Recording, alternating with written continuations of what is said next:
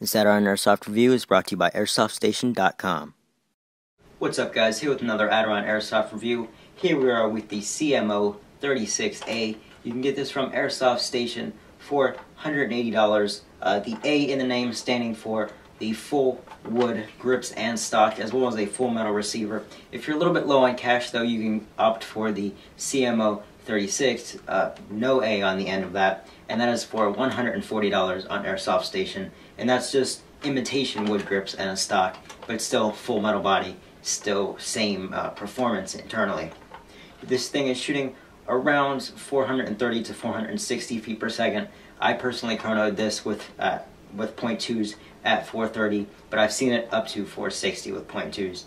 Rate of fire is around 12 rounds a second with a 9.6 and 9 rounds a second with an 8.4. So still performs decently, and now to the review.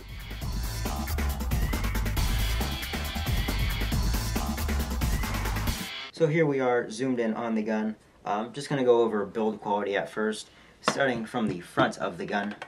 Not much to say about the front of the gun. This is an AKM replica, so it has the standard AK-47 style flash hider. I would recommend changing this for a metal one because it is plastic, just an orange plastic. So if you were to hit anything with this, the plastic might break, which would be a bummer. But there are threads under this, so you can take this off no problem. Standard metal AK barrel assembly.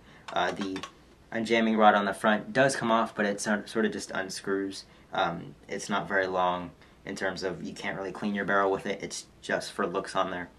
Moving on, standard gas assembly. The grips, though, as you can see, are quite shiny. Being that they are full wood, they have a very shiny varnish on there, or polish. A bit shiny for my taste. I would probably refinish these. Just a shameless plug for myself, I suppose. But I recently refinished the wood and aged my personal D-Boys AK, and so I will have a tutorial, or just a brief tutorial video posted in the next couple days for you to view. So if you are planning on buying this and you don't like the shiny grips, you can easily age your AK, make it look more war-torn and older. So it is also, the grips, the wood in general, are a little bit orange for my taste, but no big deal. They still look nice.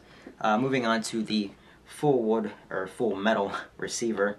The paint, one other thing that I don't care for is the flat paint. It does tend to scratch a little bit easier than sort of a textured finish would. And it also seems to, if you put your finger there, it picks up the oil from your fingers. I might just have particularly greasy hands, but it tends to need a good wiping down and cleaning after you're done using it to keep the AK body looking nice. Otherwise, very happy with the finish on this gun. Moving on to the stock full wood, like I said. So now to the operation of the gun. This is where the gun really does shine. The gearbox seems quite smooth when I shoot it, at least this one. Trigger pull is nice and smooth. There's no clunkiness, and the trigger pull is not too long. The trigger, the magazine release, forgot the word for a second, the sight adjustment, the bolt, and the selector switch all have a very nice, smooth but firm motion. There's no wobble in them really. There's no grinding feeling, or no, it doesn't feel like there's too much friction on them. They all work very well. Comparing this to my D-Boys AK, because that's my personal AK, I know that very well. This seems a little bit smoother in operation as far as magazine release. Magazine release is much easier to use. You could do the fancy AK mag change where you use one mag to flip out the other mag and then replace it. You could do that easily with this gun, no problems. The bolt is a little bit smoother. It doesn't, I mean, it wobbles around a little bit, but not as much as my D-Boys does. The sights don't move side to side like the D-Boys does, and the adjustment seems quite firm. So I'm really happy with the features of this as far as the selector switch, the trigger, and all that. The selector switch is much more firm than the D-Boys. With that one, it sometimes slips out of place.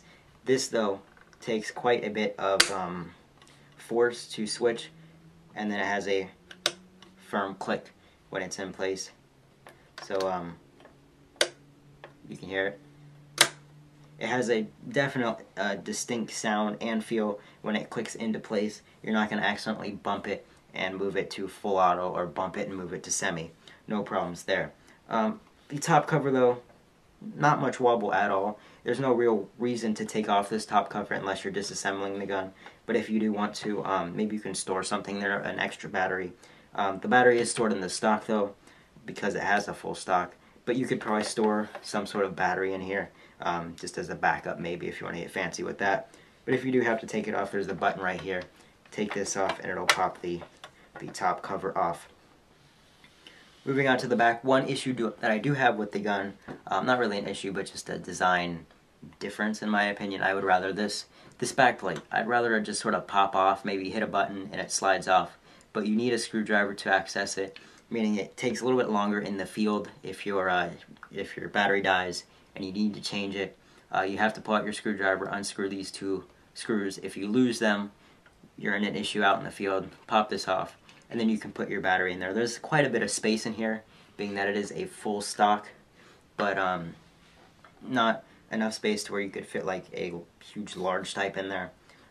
Just be careful when you're stuffing all the wires in here that the connectors are still connected and that you don't mess up your fuse or anything, because it can be a tight fit once you fit a larger size 9.6. I have a 9.6 nunchuck. I was putting it in there, and it's just a tight fit with that. Otherwise though, metal sling right here. Moving on to the mag though, being that this is an AKM, or a modified version of an AK-47, it has the more of a curved banana style mag. It's not your conventional, or not your AK-74 mag like you would normally see with this bakelite coloring. So this gun will look perfectly fine with a metal magazine. If you want to go that route, you can easily put in one of the full metal banana style mags without having it look odd. This is a 600 round magazine, high cap wind up, no issues there. The bottom plate is a little bit loose, but no problems with the gun. Very happy with it.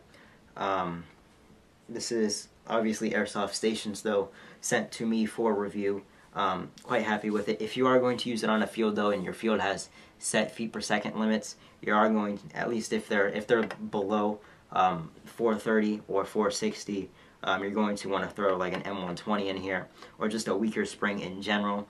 It'll increase your rate of fire, which will be nice, and it'll just make your gun shoot within limits, because this is shooting quite hot, being that it is a Chinese clone. No problems there. That's pretty much an easy fix in my opinion. So thanks for watching. Comment, rate, and subscribe. Also go like us on Facebook. Just search Aderonn Airsoft on Facebook. And if you have any questions, comments, please leave them in the comment section below, or send me a personal message. I'd be more than happy to get back to you. So thanks for watching. Comment, rate, and subscribe, and I will see you guys later.